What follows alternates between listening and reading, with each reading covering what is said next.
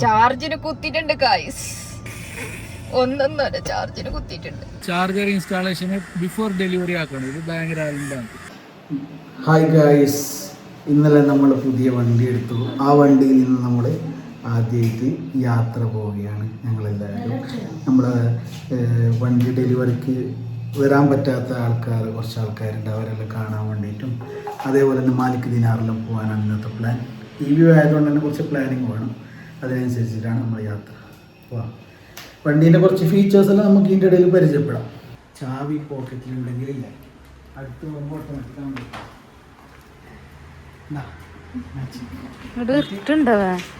ഇതിങ്ങനെ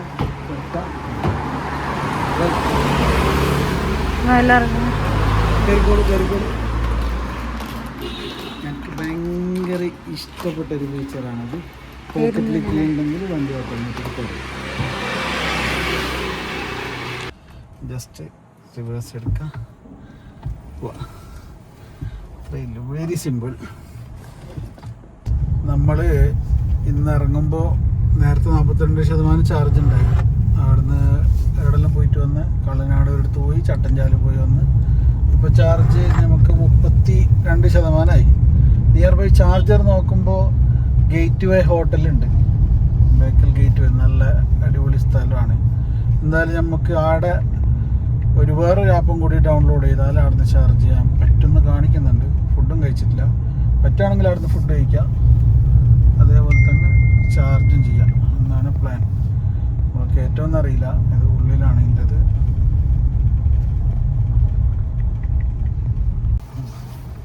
ഗൈസ്, നമ്മളങ്ങനെ ഗേറ്റ് വേൻ്റെ ഉള്ളിലെത്തി. ഇവിടെ സ്റ്റാർക്ക് എന്ന് പറയുന്ന കമ്പനീൻ്റെ ചാർജറാണ് ഉള്ളത്. നമ്മളെ പുതിയ വണ്ടി ആയതുകൊണ്ട് ആ ആപ്പിൽ വേണ്ടുള്ള ഡീറ്റെയിൽസ് എല്ലാം കൊടുക്കണം. ഞാൻ തൽക്കാലം നമ്മൾ എടുക്കാൻ ഉദ്ദേശിക്കുന്ന നമ്പർ വെച്ചിട്ട് രജിസ്റ്റർ ചെയ്യുന്നു. 1 2 3 4 6 കിലോമീറ്റർ.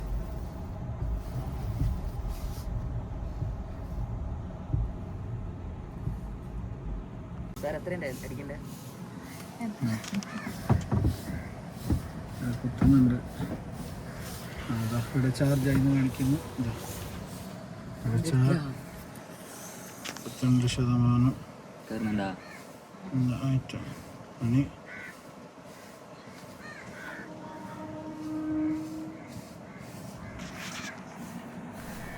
ഓരോ ചാർജിങ് സ്റ്റേഷനും സെപ്പറേറ്റ് അതത് കമ്പനീൻ്റെ ആപ്പാണ് നമുക്ക് ഇൻസ്റ്റാൾ ചെയ്യേണ്ടത്. സ്റ്റാർക്കിൻ്റെ ആപ്പ് നമ്മൾ ഇൻസ്റ്റാൾ ചെയ്തിട്ടുണ്ടായിരുന്നില്ല, അതുകൊണ്ട് അവിടെ പോയിട്ട് കുറേ സമയം അതിനു വേണ്ടി ടൈം എടുത്തു. പിന്നീട് ഇനി വരുമ്പോൾ ഇത്ര ടൈം എടുക്കുമെന്ന് തോന്നില്ല. അങ്ങനെ നമ്മൾ ആപ്പെല്ലാം ഇൻസ്റ്റാൾ ചെയ്തിട്ട് ചാർജിങ് സ്റ്റാർട്ട് ചെയ്ത് നോക്കുമ്പോൾ ഇതെല്ലാം പ്രോസസ്സിങ്ങിന് ഒരു ടൈം എടുക്കും. അത് വണ്ടിയിൽ കണക്ട് ചെയ്ത സ്റ്റാറ്റസ് മെഷീനിൽ ചെക്ക് ചെയ്ത്, പിന്നെ അത് ത്രൂ നമ്മൾ ആപ്പും ഓൺലൈനിൽ കണക്ട് ചെയ്ത്, പിന്നെ പേയ്മെൻറ്റ് കൊടുത്തതും ഇതെല്ലാം ഒന്ന് സെറ്റായി. കാരണം അതിൻ്റെ വാലറ്റിൽ നമ്മൾ പേയ്മെൻറ്റ് ആഡ് ചെയ്ത് വെക്കണം. അങ്ങനെ അവസാനം ചാർജിങ് സ്റ്റാർട്ട് ചെയ്തു.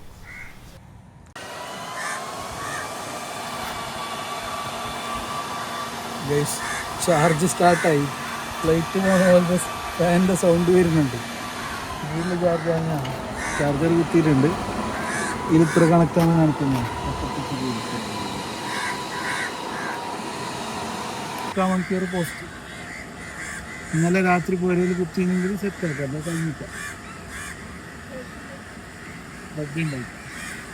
ഇഞ്ചിക്കാരോട് പറയാനുള്ളത് ചാർജർ ഇൻസ്റ്റാളേഷന് ബിഫോർ ഡെലിവറി ആക്കണം. ഇത് ഭയങ്കര ആളുണ്ടാണ്. Before delivery charger installation should be done. അപ്പോൾ നമുക്ക് ഹിറ്റാവും.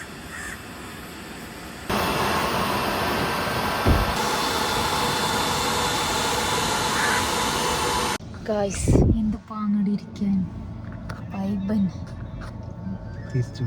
എന്താ ചാർജിന് കുത്തിയിട്ടുണ്ട് ഗായ്സ്. ഒന്നൊന്നര ചാർജിന് കുത്തിയിട്ടുണ്ട്. അപ്പോൾ ഇപ്പോൾ 3:58 കുത്തിയത് 4:58 ആകുമ്പോഴേക്കാണ് ഫുള്ളാവെന്ന് പറയുന്നത്. ഫുഡ് ഇതുവരെ കഴിച്ചിട്ടില്ല, അതാണ് വലിയ കാര്യം. സാരമില്ല, അഡ്ജസ്റ്റ് ആക്കാം. എല്ലാം എൻ്റെ ക്ഷമയെ നിലനിർത്താൻ വേണ്ടിയായിരിക്കാം ഇങ്ങനൊരു, അല്ലേ, കാർ എടുക്കാനൊക്കെ കാരണം, അല്ലേ? ഇല്ലെങ്കിൽ എപ്പോഴും നിങ്ങൾക്ക് ഇരുന്നിട്ട് പോവാം. ഞമ്മക്ക് ഓട്ടണം. ഇതിപ്പോ ഞമ്മക്ക് റെസ്റ്റ്, ഡ്രൈവർക്ക് റെസ്റ്റ്. അപ്പൊ EV കാർ എടുത്താൽ അങ്ങനത്തെ ഒരു ഗുണമുണ്ട്, ഡ്രൈവർക്ക് റെസ്റ്റ് ഉണ്ട്. അപ്പോ EV കാർ എടുക്കുന്ന ആളോട് ഡ്രൈവർക്ക് റെസ്റ്റ് വേണമെങ്കിൽ EV കാർ എടുക്കുക. ഗൈസ്, ചാർജ് ഏകദേശം കംപ്ലീറ്റ് ആയിട്ടുണ്ട്. 99%. 316 കിലോമീറ്റർ പോകാനുള്ള ചാർജ് കംപ്ലീറ്റ് ആയി. അപ്പോൾ ഇപ്പോൾ സ്റ്റോപ്പ് ആവും. നമുക്ക് ഇനി ഇവിടുന്ന് പോവാം. 4 മണിക്ക് കുത്തിയത് ഇപ്പോൾ 4:45 ആയി. 3:58 കുത്തിയത് ഇപ്പോൾ 4:44 കംപ്ലീറ്റ് ആയി. അത്ര തന്നെ, ഒരു 3/4 മണിക്കൂർ കൊണ്ട് നമുക്കിത് കംപ്ലീറ്റ് ചെയ്യാൻ പറ്റും. ഇത് 60 കിലോ വാട്ടിൻ്റെ ചാർജറാണ്. നമ്മളെ വണ്ടീൻ്റെ ഡെലിവറി എഡിറ്റിംഗ് എല്ലാം ആ സമയം കൊണ്ട് കംപ്ലീറ്റ് ചെയ്യാം അല്ലേ വെച്ചോ? അപ്പോൾ പ്രശ്നമൊന്നുമില്ല അല്ലേ, നമുക്കൊരു റിലാക്സ് ചെയ്ത് പോവാം. ഇത്ര തന്നെ, ഒരു ഡെയിലി ഒരു 100 കിലോമീറ്ററിലൂടെ എപ്പോഴെങ്കിലും ഇതാക്കിയാൽ മതി. ബാക്കി പോരെന്ന് ചാർജ് ചെയ്യും. ഇതിപ്പോൾ ചാർജർ ഇൻസ്റ്റാൾ ചെയ്യാത്തതുകൊണ്ടാണ് ഈ ഒരു പ്രശ്നം. ചാർജർ ഉണ്ട് നോക്കണം, ആപ്പിൽ നോക്കണം. പിന്നെ ഇപ്പൊ ഞമ്മ എവിടെയെങ്കിലും പോകുമ്പോ എവിടെ ഉണ്ട്, ഏത് സൈഡിലും ഉണ്ട്. ഇപ്പൊ ഞമ്മ ഇനി നേരെ ഒരാൾ സർപ്രൈസ് ചെയ്യാൻ വേണ്ടിയിട്ടാണ് പോകുന്നത്. അതിന് മുമ്പ് ഫുഡ് കഴിക്കണം. നമ്മളെ നാപ്പീനെ സർപ്രൈസ് ചെയ്യണം. അപ്പോൾ ഓളോട് പറഞ്ഞിട്ടുള്ളത് ടിയാഗോ എന്നാണ്. വണ്ടി നോക്കാൻ പോകുമ്പോൾ ഓളുണ്ടാകുമ്പോൾ ടിയാഗോ എന്ന് നോക്കാൻ പോയത്. അതിന് ശേഷം ഒന്നും അറിയില്ല. ഇനി എന്തെങ്കിലും സൂചന കിട്ടീനാന്ന് അറിയില്ല, ഇല്ലാന്ന് വിചാരിക്കുന്നു. നോക്കോളൂ എക്സ്പ്രഷൻ എങ്ങനെ ഉണ്ട് നോക്കാം.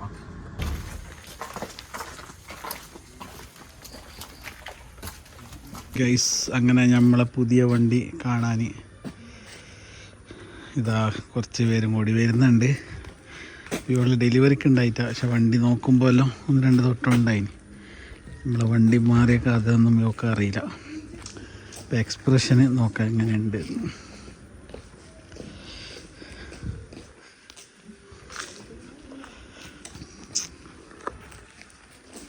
എനിക്ക് ഈ കളറാണ് ഇഷ്ടപ്പെട്ടത്, മറ്റേ കളറാണ്.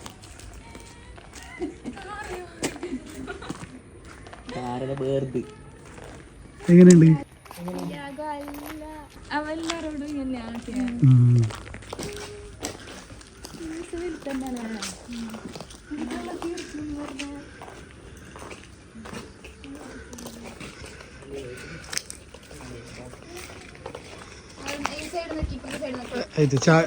അടുത്ത് പോണായിട്ട് ഞാൻ അടുത്ത് വരുന്നു.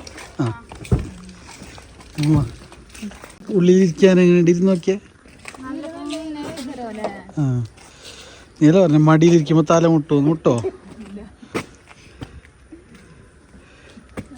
നിങ്ങളോട് എന്ത് പറഞ്ഞ? എന്ത് റിക്ഷ പോലത്തെ വണ്ടി? ഏത് വണ്ടിയാണ് ആദ്യം ആടുന്ന് കണ്ട്?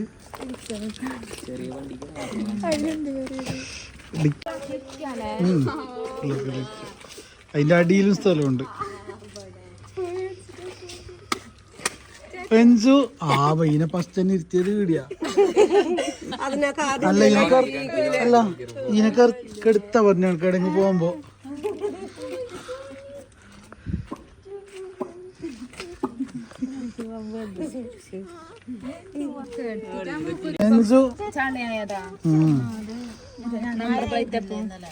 നമ്പർ പ്ലേറ്റ് കുറച്ച് ദിവസമാവും. നാളെ ടെമ്പററി കിട്ടും. രജിസ്റ്റേർഡ് പോയിട്ട് വരാം.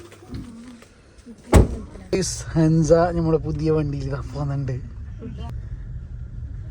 എന്റെ ഇപ്പൊ ഒരു ഇഷ്ടപ്പെടാത്ത പോലെ